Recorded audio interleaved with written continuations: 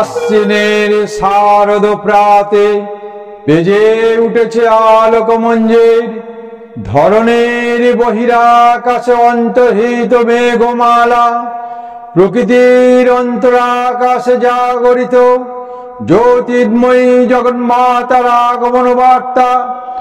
আনন্দময়ী মহামায়ার পদধ্বনি অসীম ছন্দে বেজে উঠে রূপলোক ও রসলোকে আনে নবভাব মাধুরীর সঞ্জীবন।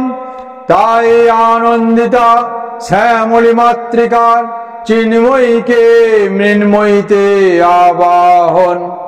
আজ চিৎস শক্তি রূপিণী বিশ্বজননী শারদ শ্রী বিমণ্ডিতা প্রতিমা মন্দিরে মন্দিরে ধ্যান বোধিতা। মহামায়া সনাতনী শক্তিরূপা গুণময়ী, তিনি এক তবু প্রকাশ বিভিন্ন দেবী নারায়ণী। আবার ব্রহ্মশক্তি রূপা ব্রহ্মাণী, কখনো মহেশ্বরী রূপে প্রকাশমানা, কখনো বা নির্মলা কৌমারী রূপধারিণী, কখনো মহাবজ্র রূপিণী ঐন্দ্রী উগ্রা শিবদূতিনী নিমুণ্ড মালিনী চামুণ্ডা। তিনি আবার তমময়ী নিয়তি। এই সর্বপ্রকাশমানা মহাশক্তি পরমা প্রকৃতির আবির্ভাব হবে। সপ্তলোক তাই আনন্দমগ্ন। হে ভগবতী মহামায়া, তুমি ত্রিগুণাত্রিকা, তুমি রজগুণে ব্রহ্মার গৃহিণী বাগদেবী, সপ্তগুণে বিষ্ণুর পত্নী লক্ষ্মী, তমগুণে শিবের বনিতা পার্বতী। আবার ত্রিগুণাতীত কুড়ি অবস্থায় তুমি অনির্বচনীয়া অপার মহিমময়ী পরম ব্রহ্মময়ী শ্রীদেবী, ঋষি কাত্যায়নের কন্যা কাত্যায়নী। তিনি কন্যাকুমারী আখ্যাতা দুর্গী, তিনি আদি শক্তি আগমনত সিদ্ধ মূর্তিধারী দুর্গা। তিনি দাক্ষায়ণী সতী দেবী দুর্গা, নিজ দেহ সম্ভূত তেজ প্রভাবে শত্রুদহন কালে অগ্নিবর্ণা অগ্নিলোচনা। এই উষালগ্নে হে মহাদেবী, তোমার উদ্বোধনে বাণীর ভক্তির রসপূর্ণ বর্ণ কমল আলোক শতদল মেলে বিকশিত হোক দিকে দিকান্তে। হে অমৃত জ্যোতি, হে মা দুর্গা, তোমার আবির্ভাবে ধরণী হোক প্রাণময়ী। জাগো জাগো জাগো মা জাগো, জাগো অসুর বিনাশিনী তুমি জাগো।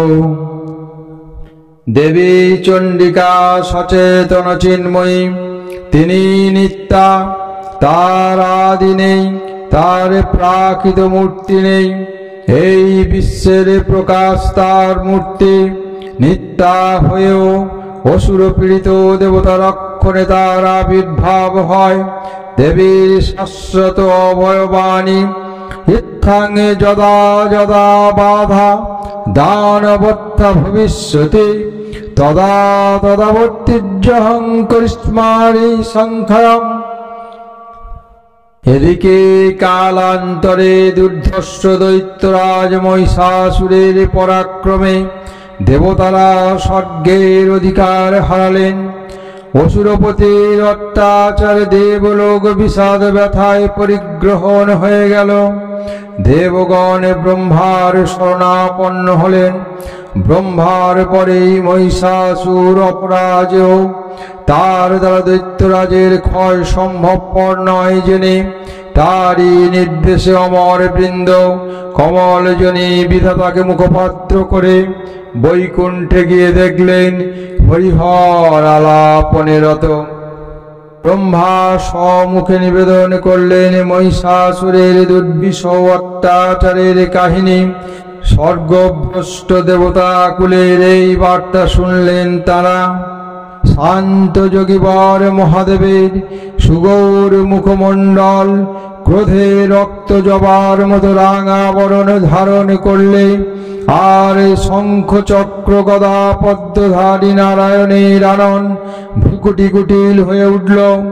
তখন মহাশক্তির আহ্বানে গগনে গগনে নিনাদিত হল মহাশঙ্খ। বিশ্বজনী বিষ্ণু রুদ্রের বদন থেকে তেজরশ্মি বিচ্ছুরিত হল। ব্রহ্মা ও দেবগণের আনন থেকে তেজ নির্গত হল। এই পর্বত প্রমাণ জ্যোতিপুঞ্জ প্রজ্বলিত হুতাসনের ন্যায় দেদীপ্যমান কিরণে দিগমণ্ডল পূর্ণ করে দিলে। ওই তেজস্মি একত্র হয়ে পরমারূপবতী দিব্যশ্রী মূর্তি উৎপন্ন হল। তিনি জগন্মাতৃকা মহামায়া। এই আদ্যা দেবী ঋক মন্ত্রে ঘোষণা করলেন আত্মপরিচয়।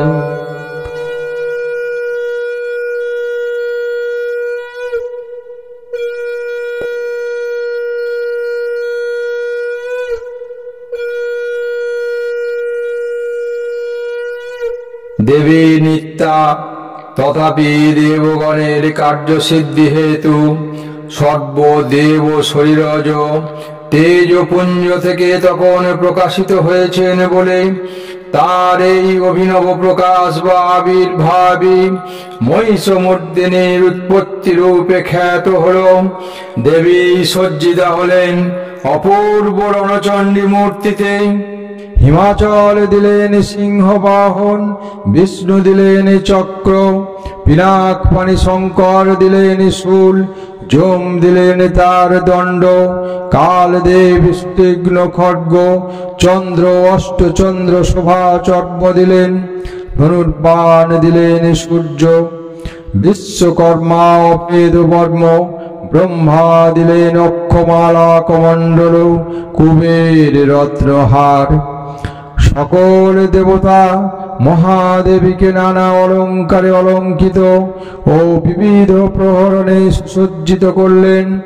অসুর বিজয় যাত্রায় যেতে প্রার্থনা করলেন। রণদুন্দুভিতে বিশ্ব সংসার নিনাদিত হতে লাগল।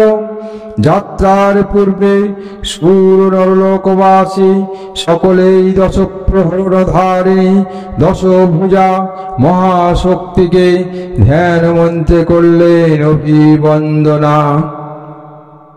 দেবী অষ্টাদশ ভুজা মূর্তি পরিগ্রহ করে শঙ্খে দিলেন ফুৎকার।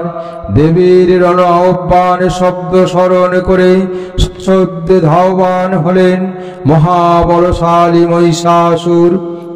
অসুররাজ লক্ষ্য করলেন মহালক্ষ্মী দেবীর তেজ প্রভায় তিলক জ্যোতির্ময়, তার মুকুট গগন চুম্বন করছে। পদভারে পৃথ্বীয়ানতা আর ধনুকটঙ্কারে রসাতল প্রকম্পিত। দেব সেনাপতি মহাশক্তির জয়মন্ত্রের গুণে দেবীকে দান করলেন মহাপ্রীতি। দেবীর সঙ্গে মহিষাসুরের প্রবল সংগ্রাম আরম্ভ হল। দেবীর অস্ত্র প্রহারে মহিষাসুরের দেহ ছিন্ন ভিন্ন হতে লাগল। মহিষাসুর ক্ষণে ক্ষণে রূপ পরিবর্তন করে নানা কৌশল বিস্তার করলেন। মহিষ থেকে হস্তের রূপ ধারণ করলে আবার সিংহরূপী দৈত্যের অনন্মত্ততা দেবী প্রশমিত করলেন। পুনরায় নয়ন বিমোহন পুরুষ বেশে আত্মপ্রকাশ করলে ওই ঐন্দ্রজালিক।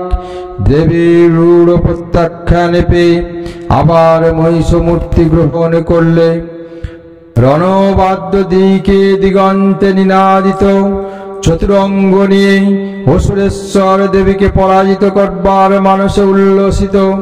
দেবীর বাহন সিংহরাজ দাবাগ্নির মতো সমস্ত রণক্ষেত্রে শত্রু নিধনে দুর্নিবার হয়ে উঠল। নানা প্রহরণধারিণী দেবী দুর্গা মধুপান করতে করতে মহিষাসুরকে সদম্যে বললেন, গর্জ গর্জ খনং মূঢ় মধু যাবৎ পিবামহম ময়াত্তৈ হতত্তৈব গর্জিষ্যন্তাসু দেবতা। দেবতাগণ স্কন্দে দেখলেন দুর্গা মহিষাসুরকে শূলে বিদ্ধ করেছেন, আর খড়গ নিপাতে দৈত্যের মস্তক লুণ্ঠিত। তখন অসুরনাশিনী দেবী মহালক্ষ্মীর আরাধনা গীত সুষমা দেব্যা পৃথিবীতে পরিব্যাপ্ত হল।